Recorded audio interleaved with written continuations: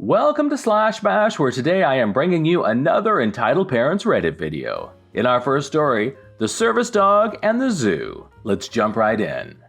This happened over 5 years ago, but I was reminded of it when my oldest was going through some pictures. It's kinda long, so sorry in advance.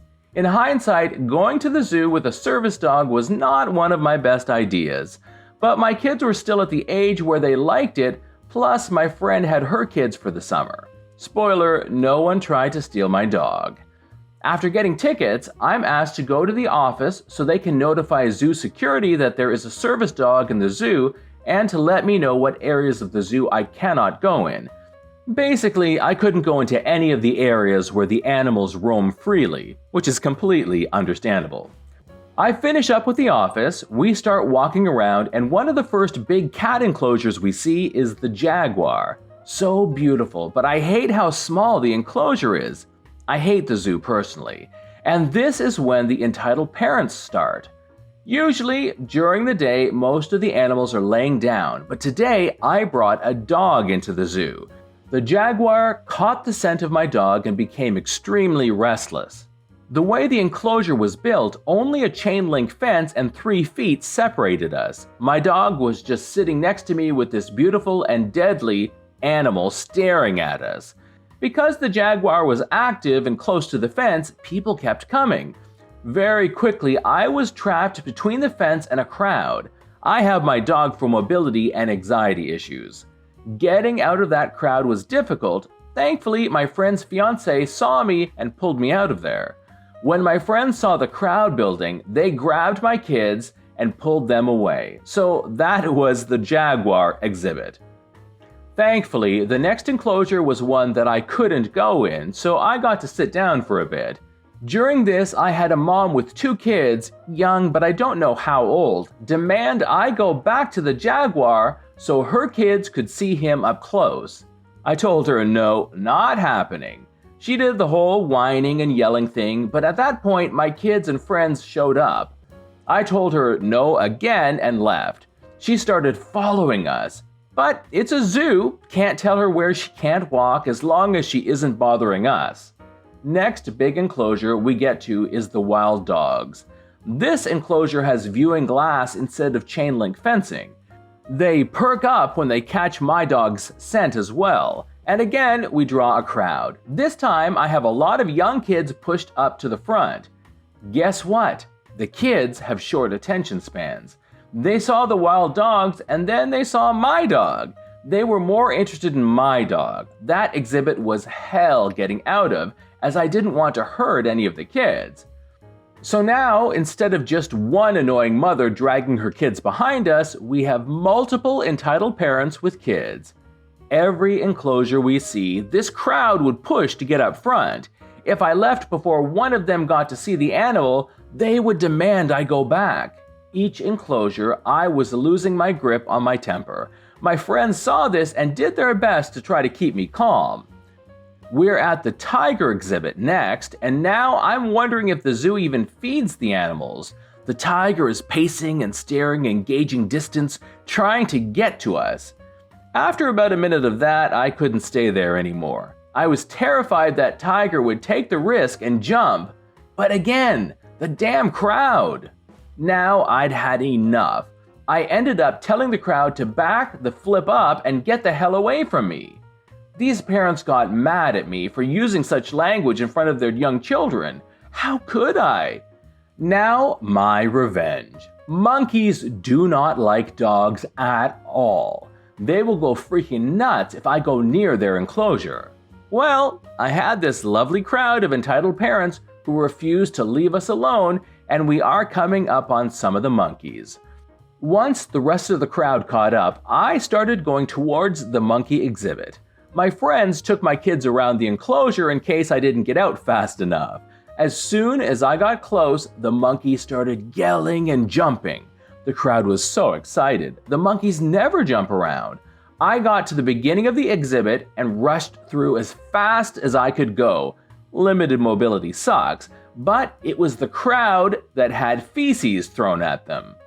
Afterwards, I was sitting with my kids and friends when one of the women comes up to me yelling about how she never had monkeys throw crap at her before and it's all my fault. Her screaming drew the attention of one of the zoo security. After the woman started yelling at him about how awful I am and how she now had monkey crap in her hair and that it's my fault, he asked me what she meant. I told him about how no matter where we went in the zoo, a crowd followed us and made the whole visit miserable. The woman started yelling that it's my fault for bringing a dog to the zoo, and if I didn't want the attention, then I should have stayed home. At that point, we were done with the zoo and decided to go get something to eat. This is how I learned that taking a service dog to the zoo is a bad idea. Thankfully, my kids are old enough that if they want to go to the zoo, they can go by themselves. Me and my boy prefer places that have air conditioning. Lol. Story number 2. How dare I have better grades than my sister? This happened, I think, when I was 12. I always did fairly well in school, but my sister, not so much. I knew she could do better, but she really didn't try all that hard. Then she'd be unhappy when she'd get low grades on a test. She didn't fail much, but got a lot of D's. One of the few things my parents and I actually ever agreed on together was trying to give my sister pep talks to try harder in school. My mom had a very "my princess can do no wrong" personality, but she'd still seem to want my sister to succeed in school. So she forced me to help sis with her homework when I wasn't busy.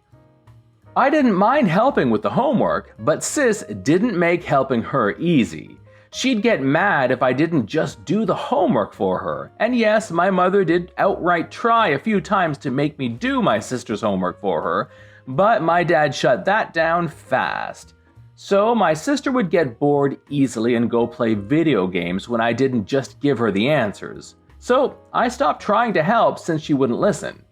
Not long after this, my sister failed several assignments in a row, and my parents forced her to do her homework before gaming, which really made her upset, but she complied. Not long after this, I got my annual report card, and all my grades were pretty decent.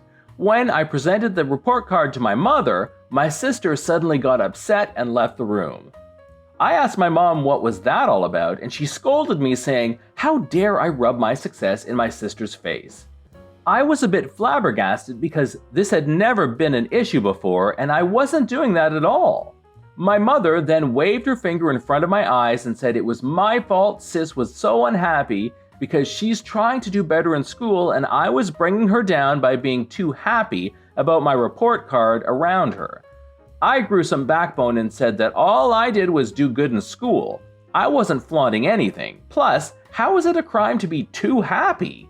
Well, I guess that was the wrong answer to her because she immediately sent me to my room and said I wasn't getting any dinner. Dad was late getting home that night, so I went hungry till he got back. When I told him what happened, he called my mother out. She started lying through her teeth and said that I was bragging about my grades and flaunting them at my sister by waving the report card in her face, and my sister backed up my mom on this lie. My parents ended up fighting because my dad didn't believe what my mother was saying. Like my sister, she was a terrible liar in her own way. Whenever she lied, she'd always get overdramatic about every little detail, and often couldn't keep a story straight without holes being poked in it. So Dad knew I was the one telling the truth. Mom was pissed that Dad didn't believe her, and then he scolded her like a child for sending me to my room without dinner over something that wasn't my fault. He then told her to apologize to me. She rolled her eyes and gave me a really fake sounding "I'm sorry," and then stormed outside to cool off on the patio. My dad then made me a late dinner to make up for what Mom did. He also grounded my sister from video games for a few days for lying to him, and that made her scream and follow Mom outside. I got to have a good dinner of grilled cheese sandwiches and Campbell's tomato soup that night, something I still enjoy making and eating to this day. This is John from Slash Bash. Thanks for watching. If you've enjoyed the video and want to be the first to know when the next one drops, then subscribe and hit that notifications bell. I'd love for you to drop a like, share with your friends. See you in the next one.